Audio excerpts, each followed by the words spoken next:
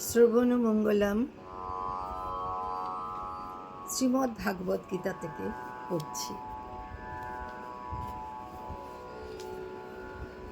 নিজ নিজ কর্মে নিরত মানুষ সিদ্ধি লাভ করে থাকে।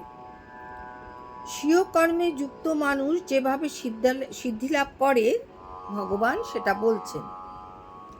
যার থেকে সমস্ত জীবের পূর্ব বাসনারূপ প্রবৃত্তি হয়, যিনি এই সমগ্র বিশ্বে ব্যাপ্ত আছেন, তাকে মানুষ তার নিজের কর্মের দ্বারা অর্জন করে সিদ্ধি লাভ করে।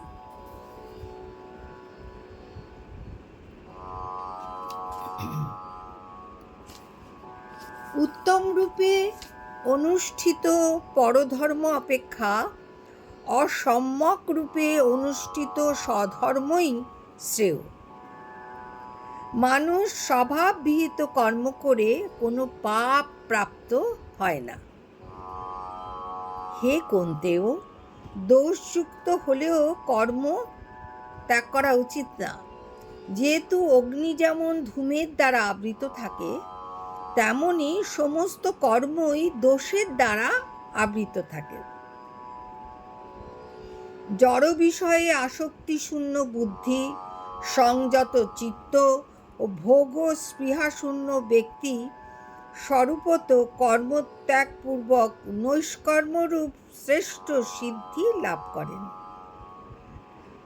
হে কন্তেয়, নৈষ্কর্ম সিদ্ধি লাভ করে জীব জ্ঞানের পরানিষ্ঠারূপ ব্রহ্মকে লাভ করেন। এবং সেটা কিভাবে করেন তিনি বলছেন। বিশুদ্ধ বুদ্ধিযুক্ত হয়ে মনকে ধৃতির দ্বারা নিয়ন্ত্রিত করে শব্দ আদি ইন্দ্রিয় বিষয়সমূহ পরিত্যাগ করে রাগ ও দ্বেষ বর্জন করে নির্জন স্থানে বাস করে স্বল্প আহার করে দেহ মন ও বাক সংযত করে সর্বদা ধ্যান যুগে যুক্ত হয়ে বৈরাগ্য আশ্রয় করে অহংকার, বল, দর্প, কাম, ক্রোধ, পরিগ্রহ থেকে সম্পূর্ণরূপে মুক্ত হয়ে মমত্ব বোধ শূন্য শান্ত পুরুষ ব্রহ্ম অনুভব যোগ্য।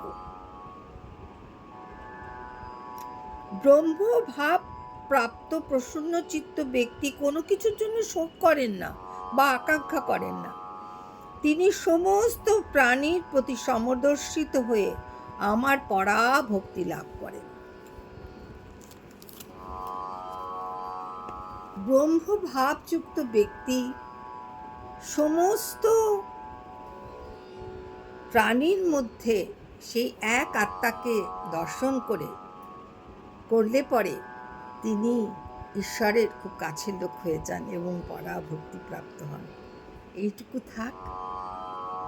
পরের দিন মনে হয় ভগবদ্গীতা পাঠটা আমাদের শেষ হয়ে যাবে।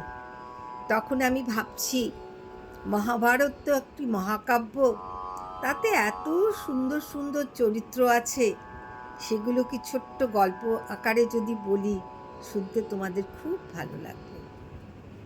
ভালো থেকো সবাই।